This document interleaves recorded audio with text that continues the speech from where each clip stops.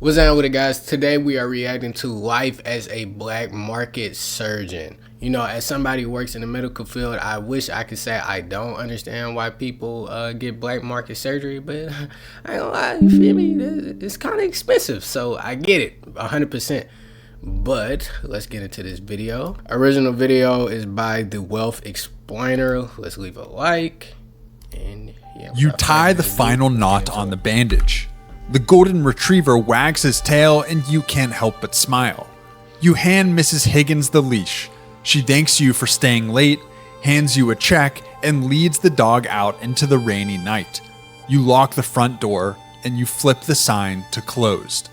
It's been a long shift, 12 hours on your feet. A fist slams against the glass. You look up. A man stands at your door. He's soaked, shivering, wild-eyed. He isn't holding a leash. He's holding a friend. Yeah, we still closed, brother.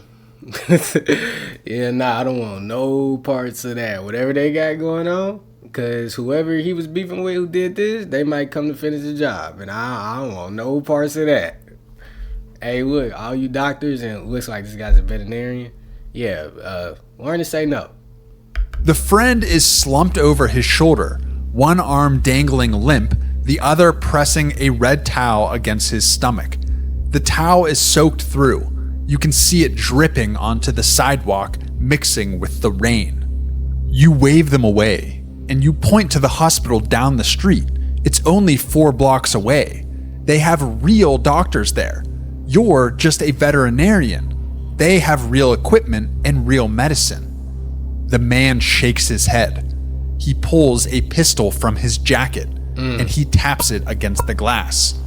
You unlock the door. They stumble inside, and suddenly your quiet clinic is in chaos. Mud on the tile, water pooling by the door. It's such a bad position to be in, bro. At the same time, bro, I don't know if you gotta ride. What do you really do? You can't just run out. I ain't gonna lie, do like me though. I'm calling the police because that's exactly what they don't want. But then I guess if you call the police, then you have to be worried about, you feel me, future retaliation. This is a bad position to be in. Door and blood. Blood on your clean floor, leaving a trail from the entrance to the exam table. The gunman kicks the door shut while you help hoist the injured man onto the table. It's a bullet wound. You tell him you fix broken paws. You give rabies shots. You remove ticks and trim tails and tell old ladies their cats need to lose weight. You don't do this. Hey, but you know, I have heard that like being a veterinarian is very close to being a real doctor. Like I heard that animals have a lot of the similar systems to humans. So I guess that's probably why they do that, because I guess hypothetically they do have the capability, but at the same time, my life on the line, do not put me in the hands of a veterinarian. I guess it's better than nothing, but at the same time, bro, absolutely not. Never done this. The gunman doesn't care. Fix him. That's all he says. But you understand everything those words mean. Fix him or join him. You look at the wound. I was about to say. Then you look at your... Then you ain't never did this before, you feel me? Like, you mess up, then it's a lose-lose situation. Honestly, in that case, yeah, I'm running back to my office, you feel me? I'm calling the police, you know what I'm saying? Y'all on camera, if you want to crash out, crash out. Cabinets. You don't have human medicine. You don't have the right tools. You don't have training for this, but you have to try. You grab a tranquilizer meant for horses. It's strong enough to drop a 1,000-pound animal in 30 seconds. You do the math in your head, calculating the dose for a man. You pray you don't stop his heart. You pray you got the numbers right. You inject the line. The man groans. His eyes roll back. His body goes slack against the table. He's under. You have maybe 20 minutes before he starts to wake up. You work fast. You clean the wound, you find the damage, and you stitch him up with heavy blue nylon, the same you use on Great Danes and German Shepherds. It will leave a jagged scar. But he is alive. The gunman watches the whole time. He doesn't speak. He doesn't move. He just watches. When you tie the final knot, he steps forward. He reaches into his jacket and pulls out a thick envelope, then tosses it onto the patient's chest. "Keep your mouth shut," he says. "Buy yourself something nice." He carries the man out the back door. You don't help them. You just stand there, hands shaking, watching them disappear into the alley behind your clinic. The door swings shut. You're alone. Then the crazy part is he still might get murked. He didn't say nothing about him getting the blood out or nothing.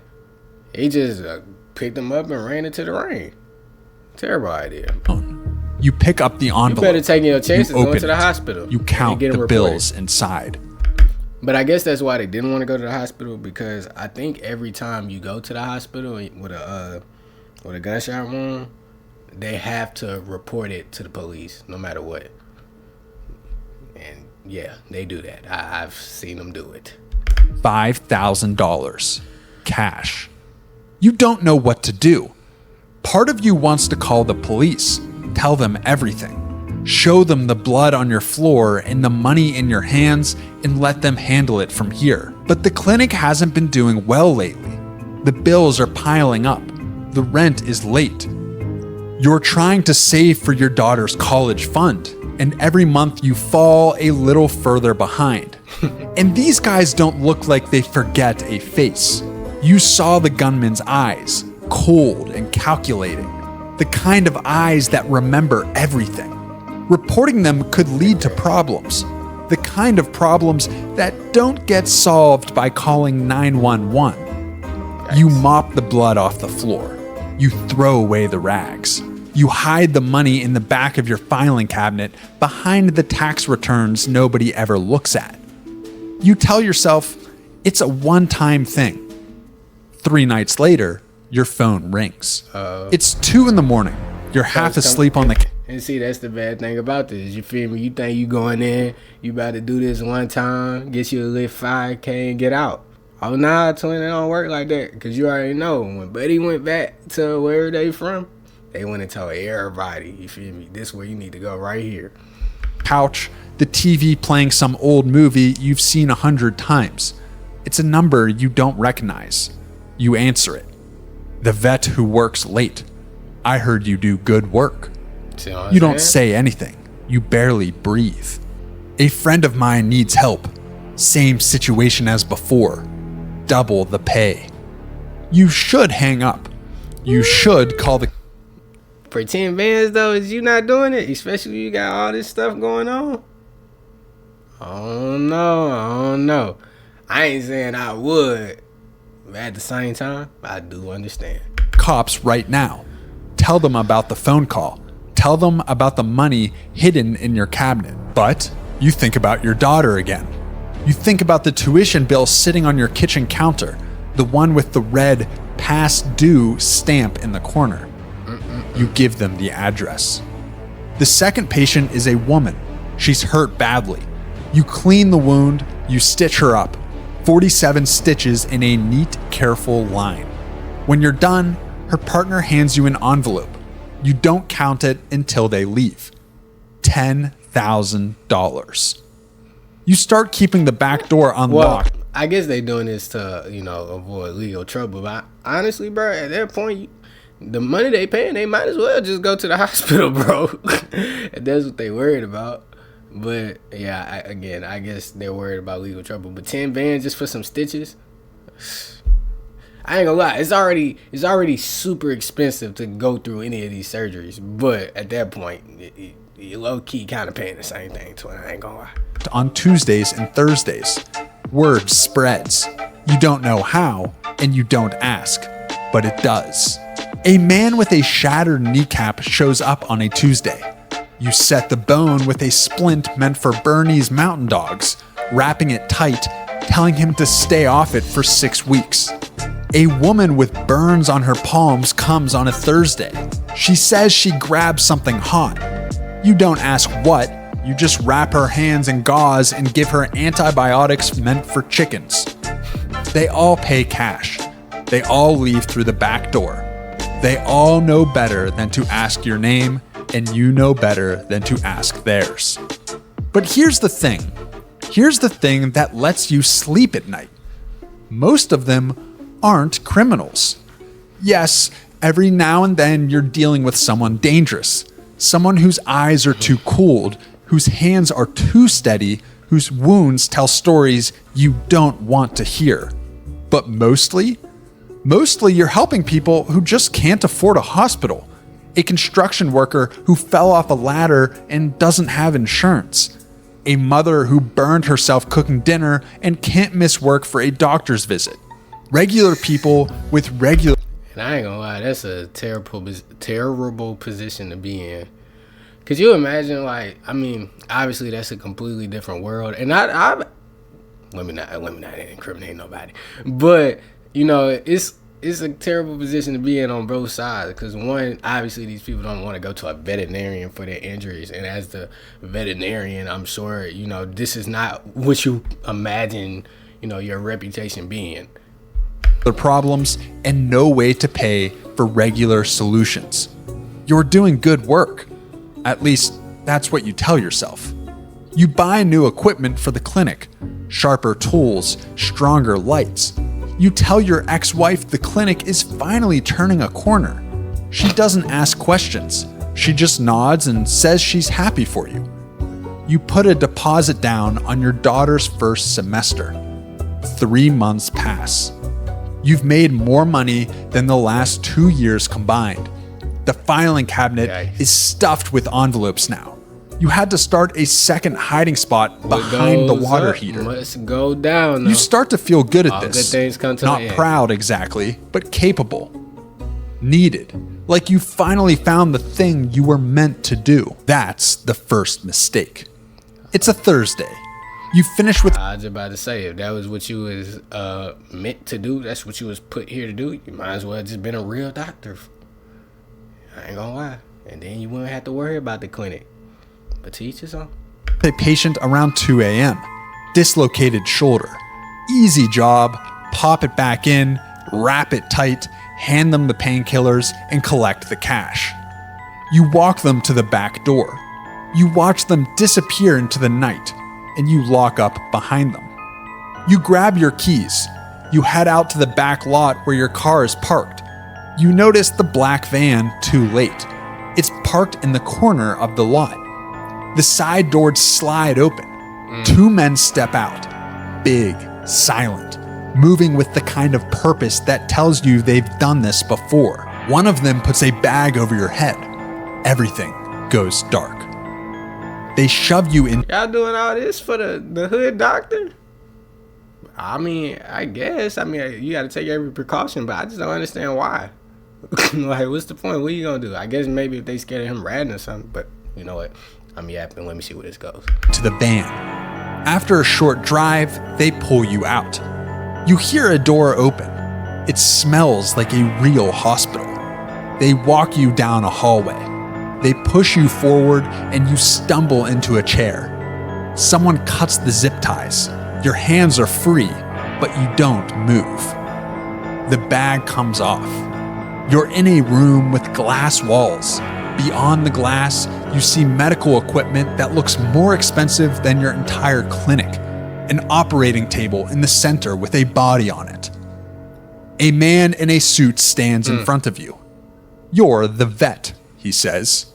He turns and points. That man needs help. You look at the person on the table. You recognize him. Everyone in this city would. He's the man who owns the ports. He's the man who owns the police. The man who owns everything that moves through this city after dark. The crime lord. He seems very sick. Yeah, and then see what I'm saying? Now you're in a position to where you can't refuse. Because it's just like how they said earlier. It's either you help or you join. That's it. You shake your head. You tell them you can't do this. You explain that you fix dogs, cats, the occasional wound from someone who can't go to a hospital. But this is different. This is beyond you. The man in the suit doesn't blink. You've kept people alive in the last 3 months, he says. You did that with horse pills and fishing wire in a clinic meant Fair for point. poodles. He steps closer. Fair point. This is just one more mammal. You tell him it's different. You tell him this man needs a real hospital, a real surgeon, someone who went to medical school and did a residency and knows what they're doing. Facts. Hospitals ask questions, he says. They file reports, they call authorities.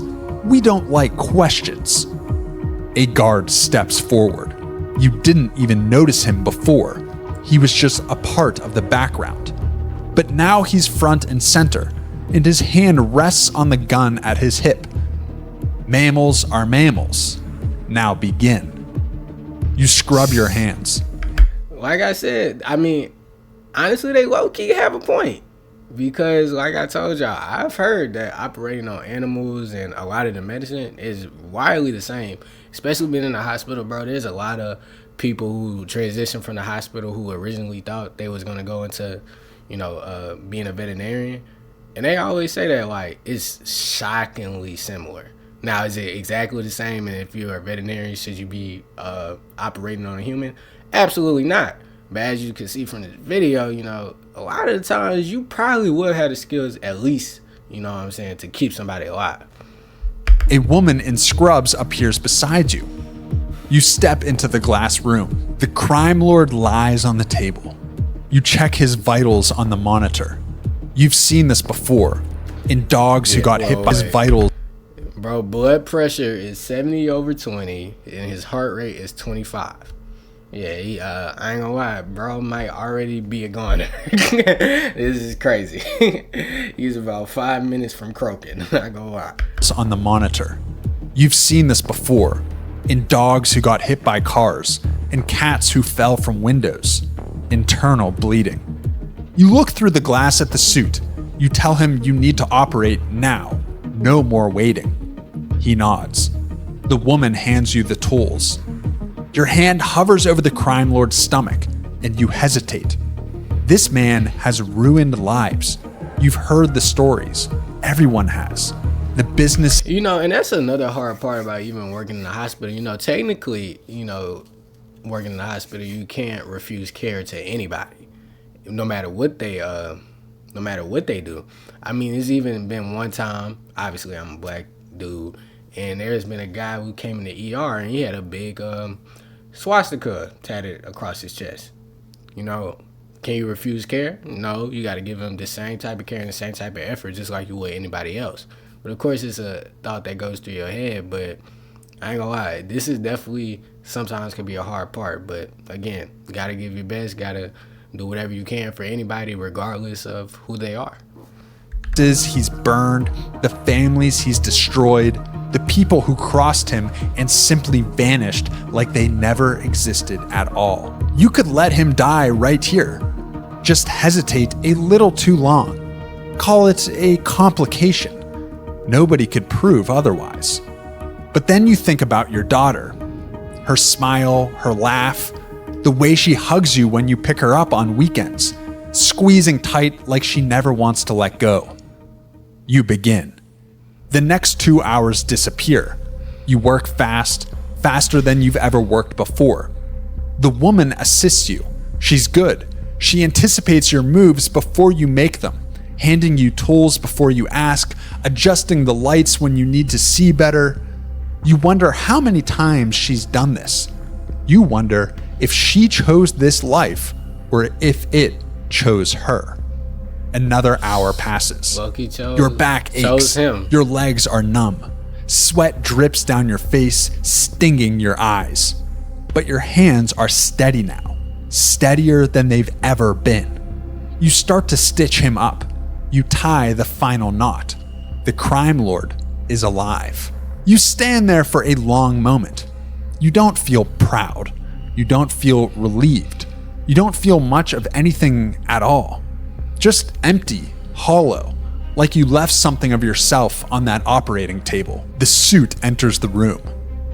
Better than I expected. You pull off your gloves. You drop them in the bin. What you mean better than what you expected? What did you expect? Did you expect him to croak anyway? I thought you got him because he was the best. Like, what was the point? Why would you get somebody if you don't expect them to survive? Or maybe he was hoping he didn't survive so that the suit could take his place. Never know, bro. Especially in that life, it'd be a lot of jealous people. Tell him you're finished. You ask for a ride home. You want to see your daughter. You want to sleep in your own bed. You want to forget this night ever happened. The suit doesn't move. Soon, he says. He presses a button on the wall. The glass walls turn white. You can't see out anymore. You spin around. The door is sealed. You push against it. Nothing. You pound your fists against the glass. Nothing. You turn around slowly, your heart pounding in your chest. The crime lord's eyes are open. He looks at you the way a cat looks at a mouse. He smiles. You saved my life, he whispers. His voice is weak. You nod.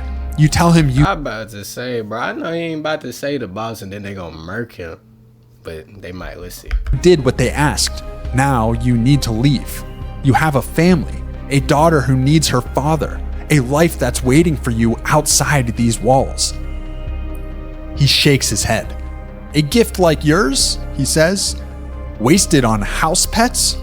He points to the corner of the room. You look. There's a bed, neatly made, a small desk with a lamp, a stack of medical textbooks, thick and heavy.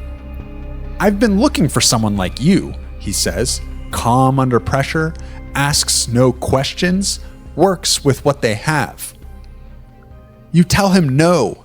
Your voice cracks. You tell him you have a life out there, a practice, a daughter who needs her father at her graduation, at her wedding, at all the moments that matter. She'll be taken care of, he says. Best schools, nice home. She'll have everything she needs. She won't even notice you're gone. You move toward the door. What you mean you're gone? They ain't gotta live there now? That's crazy. I feel like that's like somewhat realistic because all the people I've heard of who do this, I don't think they just, have to live in some type of compound. Nah, I feel like this is a little far-fetched. You press your hands against the glass. It's cold against your palms. Nobody comes. The suit's voice fills the room. Get some rest. You start early tomorrow. You look at the bed in the corner. You look at the locked door. You look at the man you just saved on the table. You think about that first night, the gunman at your window, the pistol tapping against the glass, the cash on the table. You thought you were making a choice. You thought you were in control. The crazy part, you were wrong. You already know they lowballing, bro. Bro, not even about to get paid no more, bro. That's sad. You spent your whole life saving animals.